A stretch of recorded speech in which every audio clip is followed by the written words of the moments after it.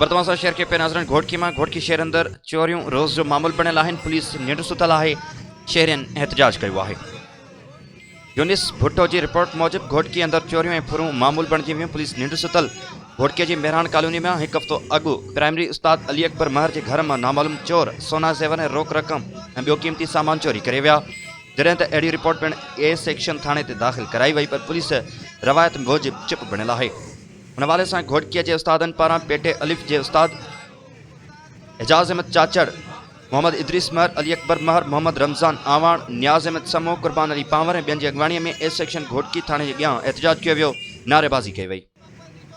उन मौके ते उस्तादन जो चवण है त घोटकी अंदर चोरियूं मामूल बणिजी वियूं आहिनि, जंहिं करे शहरी सख़्त परेशानियुनि में मुब्तला आहिनि, पर घोटकी पुलिस निंड सुतल है। उन्हनि चयो त असांजे उस्ताद अली अकबर महर जे हिकु हफ़्तो अॻु चोरी थी वई, पर पुलिस अञा ताईं कख भनी बीड़ो नाहे कयो। उन मौके ते उस्ताद IG सिंध, DIG सेक्टर ऐं SSP घोटकीअ खां मुतालबो कयो त फौरी तौर ते चोरी वापसि कराए घोटकीअ जो अमन बहाल करायो वञे। ॿी सूरत में सॼी ज़िले जो तदरीसी अमल जो बाइकाट करे एहतजाज कयो वेंदो।